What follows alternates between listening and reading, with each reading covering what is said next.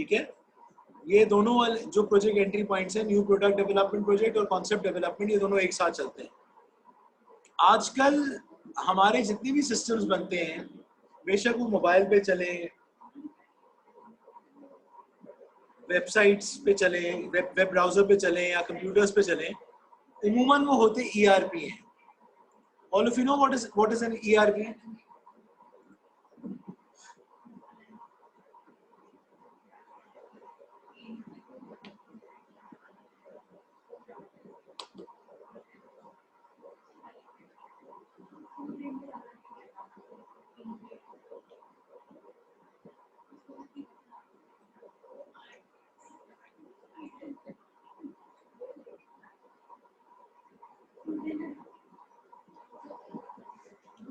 हाँ, enterprise resource planning तो होता है, लेकिन करता क्या है बेटा? What is the basic purpose of having an ERP? तो आपने इसका एब्रिविएशन बता दिया ना।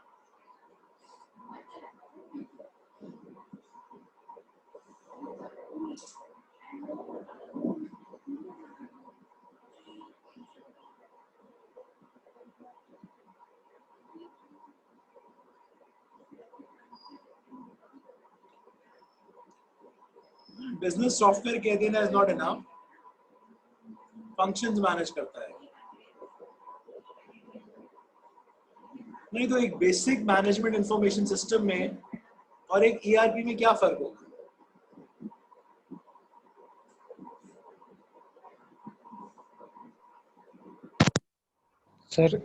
सर ERP मतलब वो डिफरेंट डिपार्ट से कनेक्ट होता है। वेरी गुड, ये किसने जवाब दिया? साकिब। हाँ, साकिब है। कोई मिसाल? साकिब का जवाब सही है, डिफरेंट डिपार्टमेंट से कनेक्ट होता है। इसी कोई मिसाल? हमारा LMS है वो, जैसे अकाउंट डिपार्ट से भी कनेक्ट है और कोर्स रजिस्ट्रेशन के हवाले से भी जो डिपार्ट है उससे कनेक्ट है। Very good. तो हमारा जो MIS सिस्टम है वो बिल्कुल एक ERP है, क्योंकि उसमें एक जगह की इंफॉर्मेशन मल्टीपल जगहों पे यूज होती है। स्टूडेंट की इंफॉर्मेशन स्टूडेंट सिस्टम में है तो उसको अकाउंट्स वाले भी यूज करते हैं, एकेडमिक्स वाले भी यूज करते हैं और लाइब्रेरी वाले भी यूज करते हैं।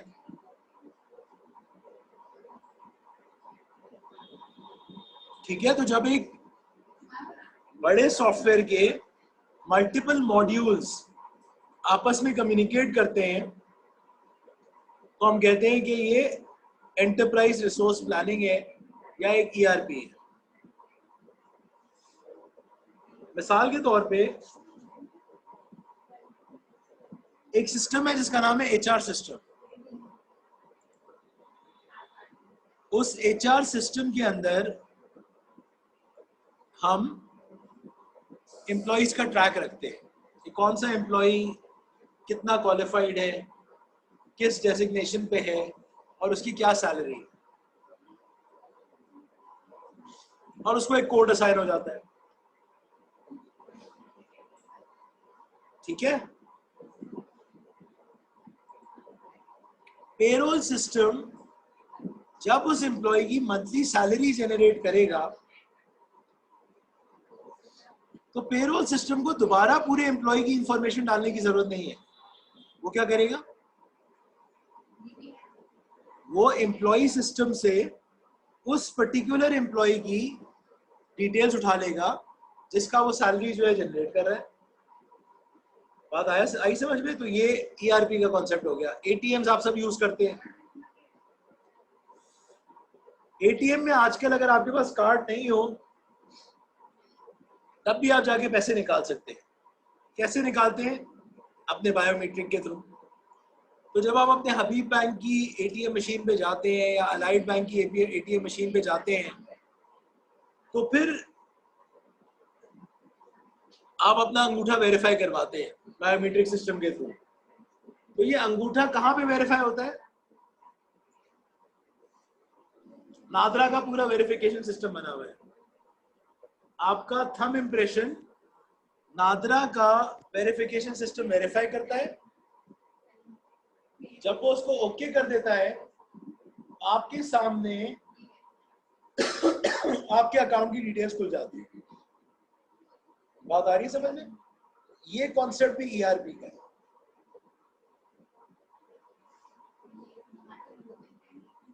किसी कंपनी को तुमने ऐसा सॉफ्टवेयर बना के दिया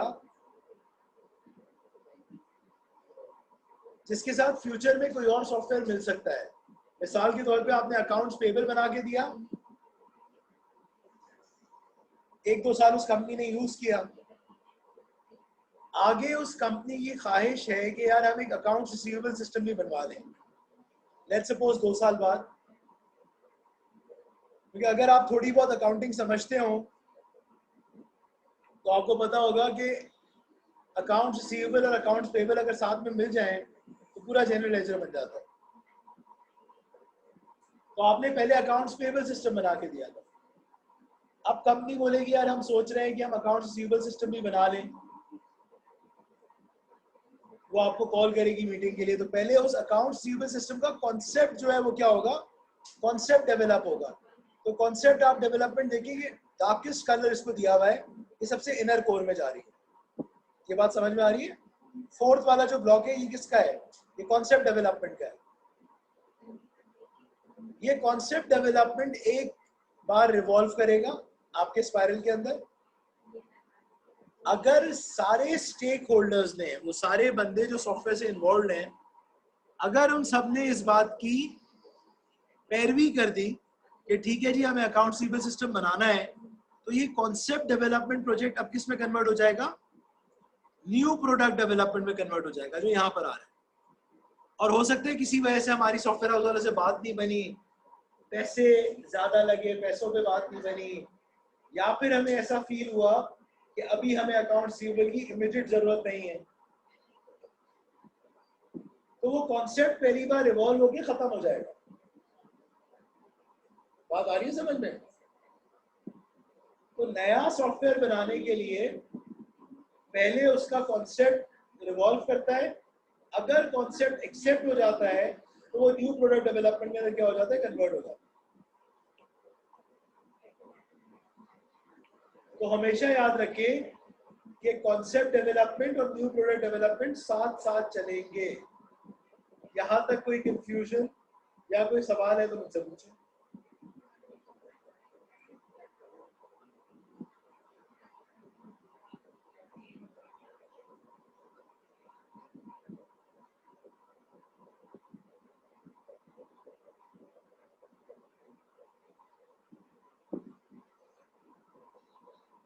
अब पूरा स्पाइरल मॉडल देखें, कोई भी सवाल आ रहा है तो मुझसे पूछे स्पाइरल से रिलेटेड।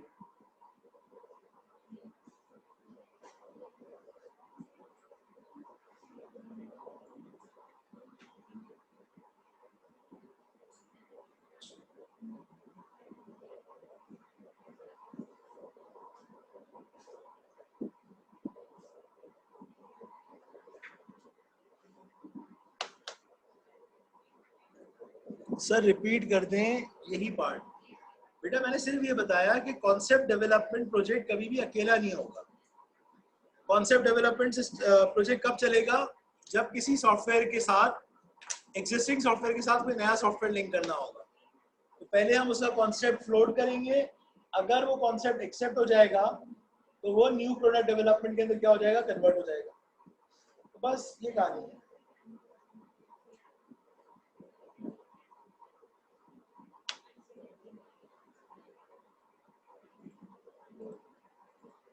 अब आप लोग देखिए, कोई भी सवाल आता है, कोई कंफ्यूजन है तो पूछें।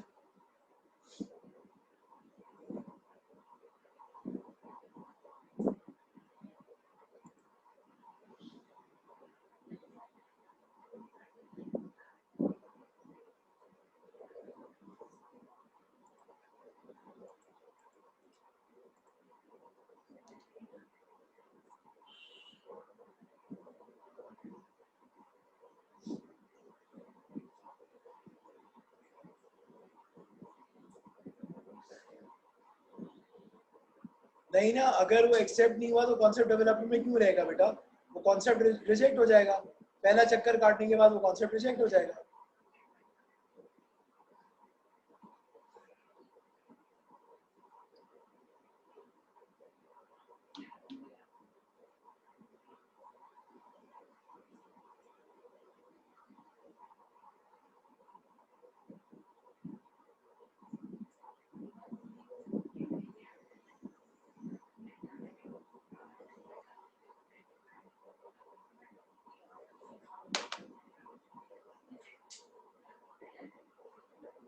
हाँ न्यू कॉन्सेप्ट आ सकता है लेकिन वो उस टाइम पे नहीं आएगा। देखो कॉन्सेप्ट को समझने की कोशिश करो। कॉन्सेप्ट का मतलब है कि एग्जिस्टिंग सॉफ्टवेयर के साथ कोई और सॉफ्टवेयर को लिंक करना। तो ये उसके कॉन्सेप्ट की बात हो रही है कि अगर एक सॉफ्टवेयर चल रहा है तो अब नया सॉफ्टवेयर मर्ज करना है उसके साथ, तो क्या करें? तो पहले उसका कॉन्सेप्ट लोड होगा। अगर कस्टमर डेवलपर सारे अटैच लोग उसको एक्सेप्ट करेंगे तो वो न्यू प्रोडक्ट में कन्वर्ट हो जाएगा। नहीं होगा तो कॉन्सेप्ट रिजेक्ट हो जाएगा। फिर हो सकता है अभी नहीं लेकिन एक साल बाद कोई और नया कॉन्सेप्ट आ जाए, बिल्कुल हो सकता है। लेकिन वो एक कॉन्सेप्ट जिसके लिए न्यू प्रोडक्ट डेवलपमेंट नहीं चलता, इसका मतलब है वो कॉन्सेप्ट फेल हो गया और वो डिस्कार्ड हो जाएगा।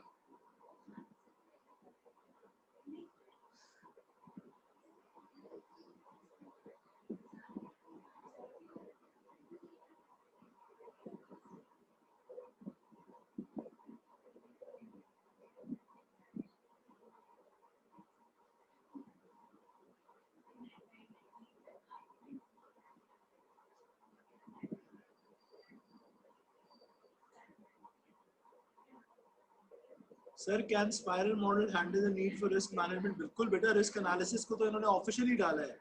अब तक हमने जितने भी प्रोजेक्ट्स देखे, जितने भी मॉडल्स देखे, उनमें किसी में भी रिस्क मैनेजमेंट नहीं था।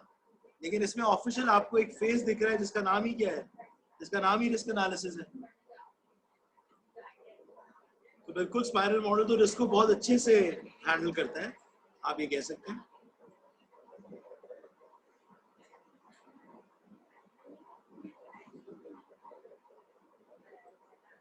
आप इंजीनियरिंग का ये जो फेज आ रहा है इसकी बात कर रहे हो अली भाई, या नॉर्मल आप इंजीनियर का रोल कह रहे हो?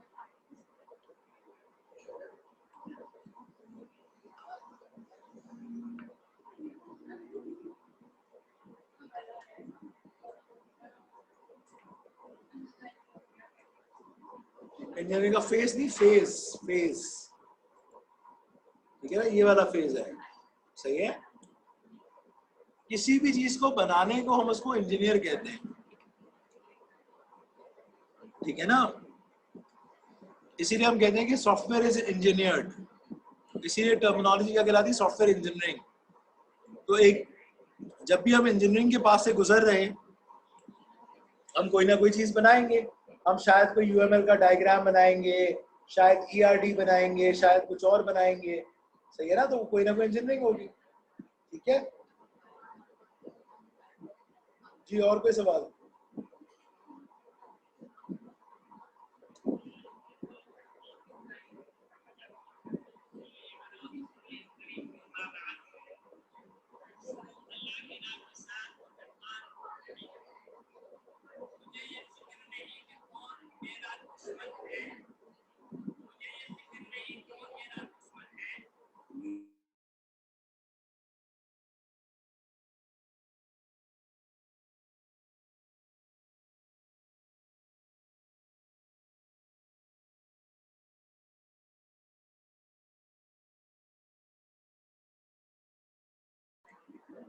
जी भाई, क्लियर है सबको?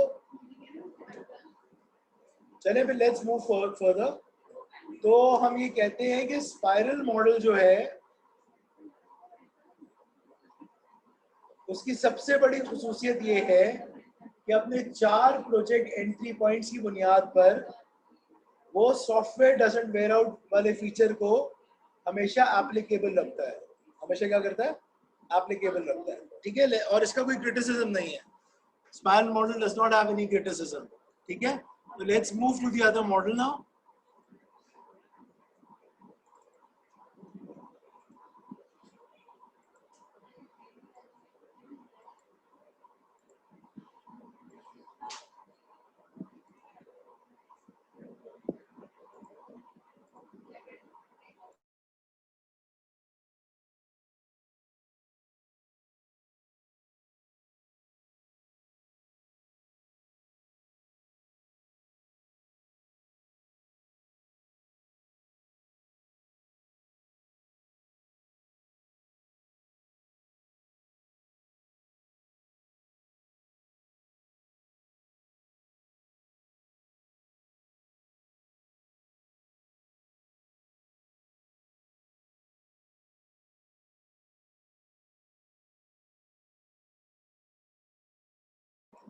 चलें जी, let's look to this at the spiral model.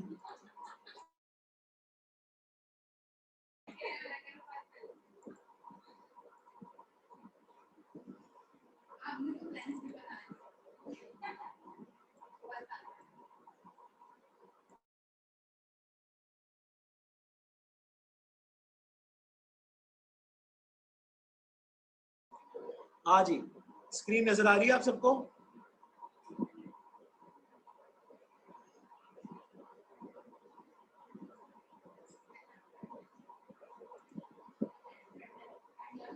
चले जी, अब जो अगला मॉडल है, that model is known as the spiral model. और अगर हम स्पाइरल मॉडल को देखें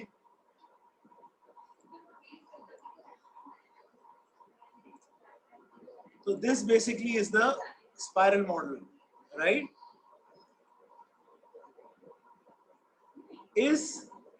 I'm sorry, this basically is the incremental model. Incremental model में बेसिक फेजेस वही हैं, एनालिसिस, डिजाइनिंग, कोडिंग, टेस्ट। आप चाहें तो आप इससे पहले रिक्वायरमेंट्स भी ऐड कर लें, ठीक है ना? और इसकी एक वक्त में एक ही साइकिल चलती है, एक वक्त में एक ही साइकिल चलती है। आइडिया ये होता है कि आप कस्टमर को software in terms of increments provide करें, कस्टमर को software in terms of increments provide करें। पहले उसको कोई एक फीचर दे दें,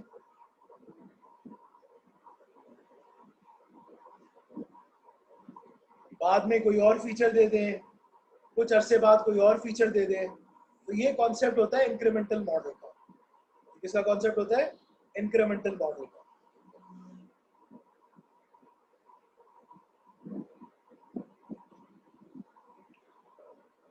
मिसाल के तौर पे हम एक वर्ड प्रोसेसिंग का सॉफ्टवेयर बना रहे हैं। आप सबको पता है वर्ड प्रोसेसिंग क्या है? सबसे कॉमनली यूज वर्ड प्रोसेसिंग का सॉफ्टवेयर कौन सा है?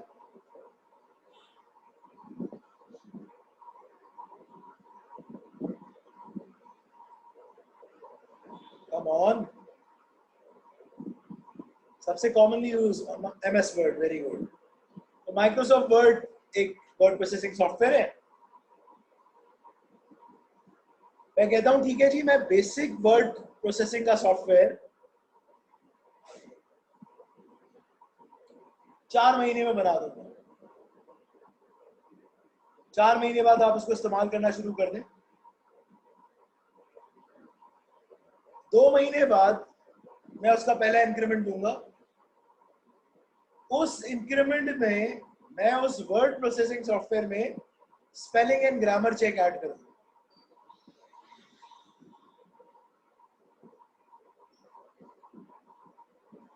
मजीद 2 महीने के बाद, यानी फर्स्ट डेवलपमेंट से 4 महीने बाद, और बनाना शुरू करा था उससे 8 महीने बाद, मैं इसमें PDF सपोर्ट भी दे दूंगा। यानी आप अपने डॉक्यूमेंट्स को PDF में भी कन्वर्ट कर सकेंगे।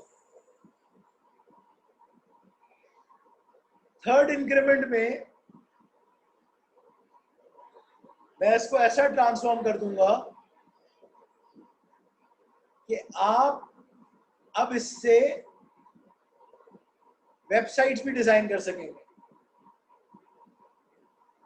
ठीक है? तो जब मैं ये अप्रोच रखता हूं कि मैं पहले बेसिक वर्जन दूंगा, फिर मैं आगे कुछ टाइम पे के बाद उसके इंक्रीमेंट्स देता रहूंगा, तो ये अप्रोच क्या कहलाती है? ये अप्रोच इंक्रीमेंटल अप्रोच कहलाती है। लेकिन इसमें काम कॉन्करेंटली नहीं हो रहा होता। पहला इंक्रीमेंट बनने के बाद कस्टमर के पास डिप्लॉय होता है, फिर with the passage of time उसके इंक्रीमेंट्स आते रहते हैं। फिर with the passage of time उसके इंक्रीमेंट्स आते रहते हैं। क्लियर है ये कॉन्सेप्ट?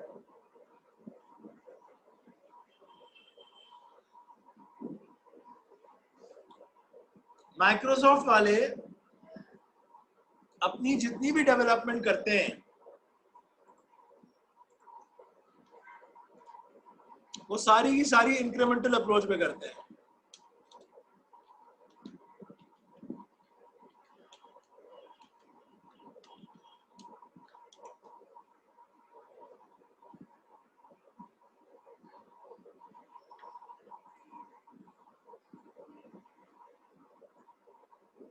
ठीक है, जितनी भी डेवलपमेंट होती है माइक्रोसॉफ्ट की, वो सारी की सारी इंक्रीमेंटल अप्रोच पे होती है।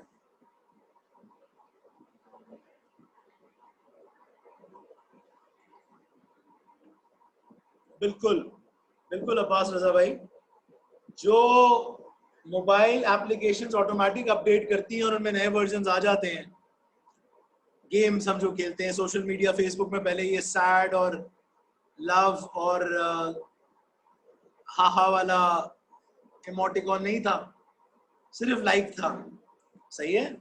तो ये जैसे जैसे अपडेट होता गया, तो ये सब एग्जांपल है कौन से वाले मॉडल की, इंक्रीमेंटल मॉडल का। अभी भी बड़े अरसे से फेसबुक का सुना हुआ है कि फेसबुक ने कमेंट्स में वॉइस टैग का ऑप्शन दे दिया है। जैसे हम व्हाट्सएप पे वॉइस टैग कर लेते हैं ना, तो फेसबुक के अंदर भी उन्होंने ऑप्शन दे दिया है कमेंट्स को बदले, बंदा डायरेक्ट वॉइस कर दे कमेंट के बदले। लेकिन पता नहीं अब तक क्यों उन्होंने इम्प्लीमेंट नहीं करा है। मैंने 1 साल पहले पढ़ा था कि फेसबुक ये करना चाहता है, और किसी बंदे ने कोई पोस्ट शेयर करी तो नीचे जाके लोग कमेंट करते हैं ना, तो उस कमेंट के बदले आप वॉइस कर सकेंगे। अब तक ये इन्होंने क्यों इम्प्लीमेंट नहीं करा, मैं फेल टू अंडरस्टैंड। हो जाना चाहिए था, कम से कम 1-1.5 साल पहले मैंने सुना था। आ जाएगा, शायद कोई वजह होगी, कोई सिक्योरिटी रीजन होगा कि वो अभी वॉइस टैग का ऑप्शन उधर देना नहीं चाह रहे। तो ये सब एग्जांपल्स किसकी हैं, इंक्रीमेंटल मॉडल की है।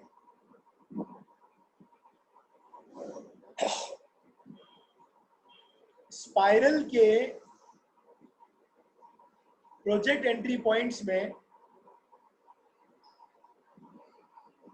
और इसके इंक्रीमेंट्स में जो बुनियादी फर्क है वो क्या है?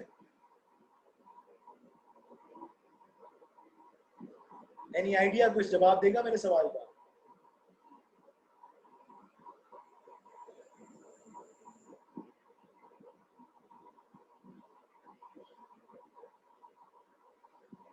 स्पाइरल का एंट्री पॉइंट भी क्या करता था, प्रोजेक्ट को अपडेट करता था।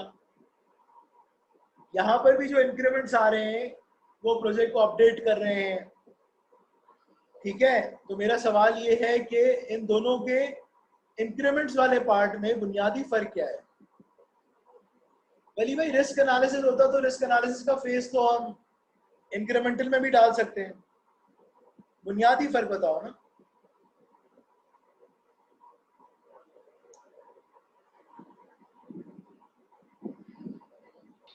अस्सलामुअलैकुम सर। वालेकुम अस्सलाम। सर इसमें मेरे ख्याल से ये है कि उसमें तो हम बार बार कस्टमर से पूछ रहे हैं और वो अपडेट होता जा रहा है, और इसमें यह है कि जो कस्टमर ने पहले बता दिया है मेरे ख्याल से वो पहले पूरा इंक्रीमेंट हो जाएगा। चलो, काफी हद तक सही है जवाब, लेकिन एग्जैक्ट नहीं है। स्पाइरल में हमें नहीं पता होता अगला अपडेट आएगा भी या नहीं आएगा। कस्टमर बोलेगा तो हम करेंगे। यहाँ पर इंक्रीमेंट पहले से प्री डिसाइडेड होता है। ठीक है ना, यहाँ पर इंक्रीमेंट पहले से क्या होता है, प्री डिसाइडेड होता है। ये फर्क होता है दोनों की अप्रोच के अंदर। क्लियर है? हमने सोचा हुआ होता है कि हम ये काम अब कर लेंगे। माइक्रोसॉफ्ट का .NET का आजकल जो वर्जन चल रहा है वो आई थिंक 4.7.2 चल रहा है। अभी से सारे प्रोग्रामर्स को, सारी दुनिया को पता होगा कि .NET की जो नई लाइब्रेरी आएगी वो गालिबन फरवरी या मार्च 2021 में आएगी, और वो 4.7.3 वर्जन होगा। सही है? तो ये चीज पहले से डिसाइडेड होती है। ठीक है, कि ये वाला फीचर हम चेंज करने जा रहे हैं या ये वाला अपडेट हम देने जा रहे हैं। तो दोनों में एक बुनियादी फर्क तो ये है। ठीक है जी, समझ में आया डिफरेंस?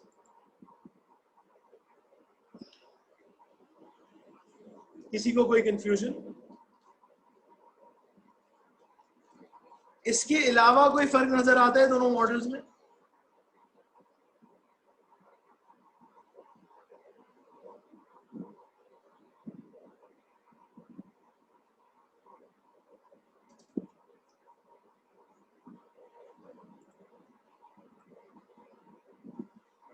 स्पाइरल में कस्टमर फीडबैक मिलता है, इंक्रीमेंटल में कस्टमर फीडबैक तो मिलता है लेकिन उससे पहले हम डिसाइड कर चुके होते हैं कि हमें क्या करना है, क्योंकि हमें पता होता है कि वो हम करेंगे तो हमारे सॉफ्टवेयर की वर्थ जो है वो मजीद बढ़ जाएगी। लेकिन इस पॉइंट को डिस्कस करने से पहले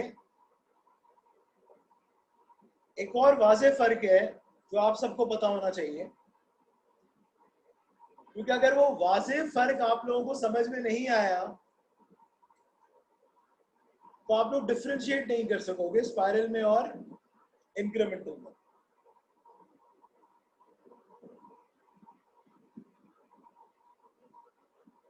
अगर सिर्फ ये बात होती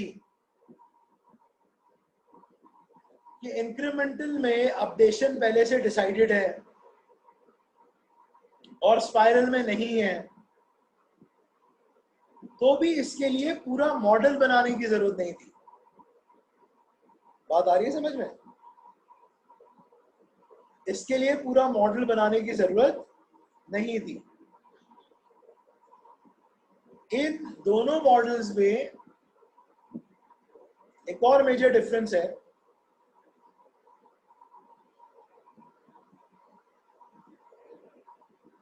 और वो ये है कि सॉफ्टवेयर बेसिकली दो तरह का होता है। ब्रॉड अगर कैटेगरी करूं सॉफ्टवेयर की तो दो तरह का होता है, या तो कस्टम सॉल्यूशन होता है या फिर जनरल सॉल्यूशन होता है। या कस्टम होगा या जनरल होगा। क्या फर्क होता है दोनों में? Any idea?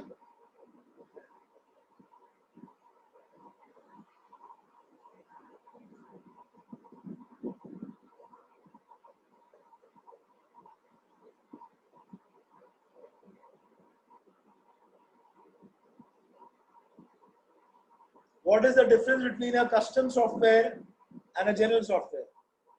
Any one of you?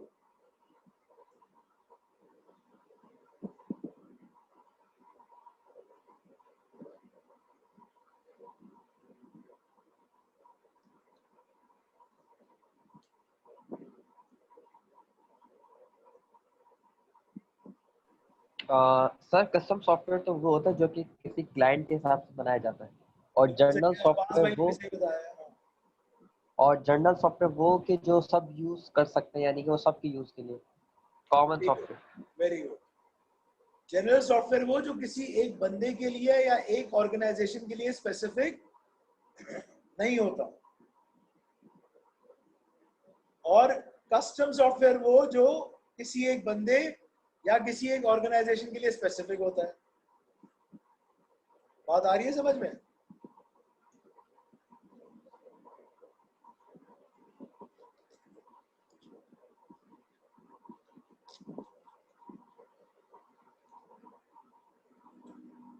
मिसाल दो दोनों की।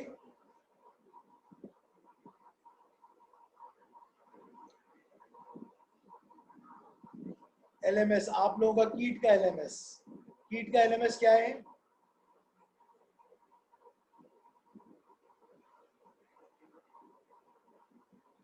कस्टम सॉफ्टवेयर है। क्या सीबीएम के लोग उसे यूज कर सकते हैं? नहीं कर सकते। इकरा वाले कर सकते हैं? नहीं कर सकते। अगर उनको करना है तो उनको बहुत चेंजेस करने पड़ेंगे, क्योंकि हमारे हिसाब से बना। माइक्रोसॉफ्ट वर्ड एक जनरल सॉल्यूशन है। फेसबुक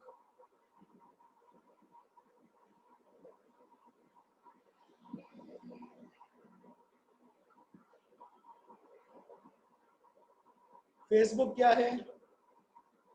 जनरल है। जीमेल क्या है? जनरल है। विमजिप क्या है? माइक्रोसॉफ्ट ऑफिस क्या है?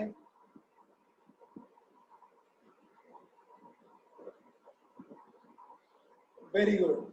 तो स्पाइरल मॉडल एक ऐसा मॉडल है जो प्रपोज किया गया है कस्टम सॉल्यूशंस के लिए, और इंक्रीमेंटल मॉडल एक ऐसा मॉडल है जो प्रपोज किया गया है जनरल सॉल्यूशंस के लिए। डिफरेंस समझ में आया? Spiral a model that supports custom solution, incremental a model that supports general solution.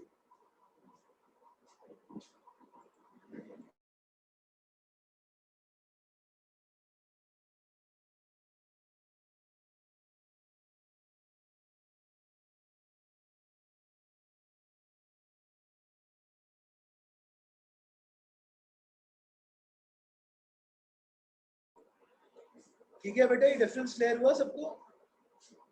Incremental model is for general solution and spiral model is for custom solution. Is there anything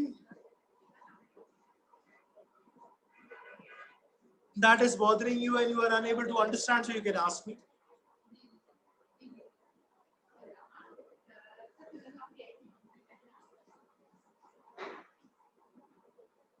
clear है? चलें जी, अब मैं 3 minute रह गए। मैं फौरन disconnect होगा तो मैं दोबारा कनेक्ट करूंगा। आप लोग सोचें, जो सवाल इन 3 मिनट में आते हैं मुझसे करें। अच्छा, इंक्रीमेंटल मॉडल का भी कोई क्रिटिसिज्म नहीं है। We don't have any criticism for the incremental model. ठीक है, तो anything that comes to your mind you can ask me, right?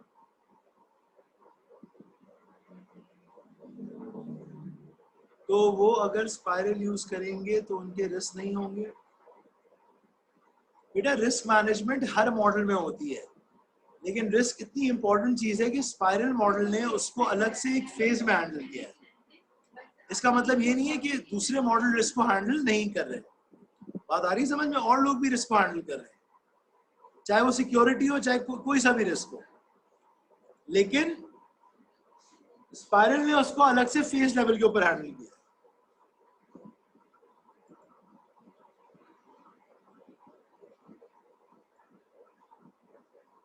जी, और कोई सवाल?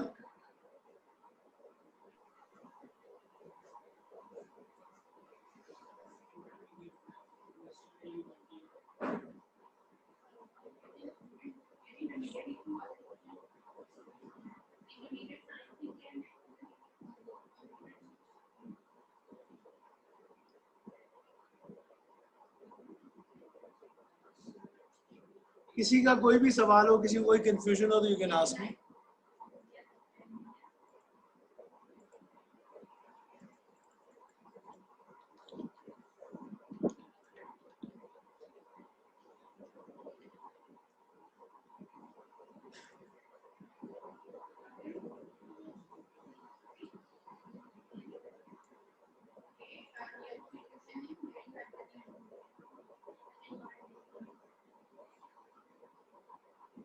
हाँ बिल्कुल, अगर आपका एक वेल नोन प्रोडक्ट है तो यूजर के फीडबैक के ऊपर भी होता है।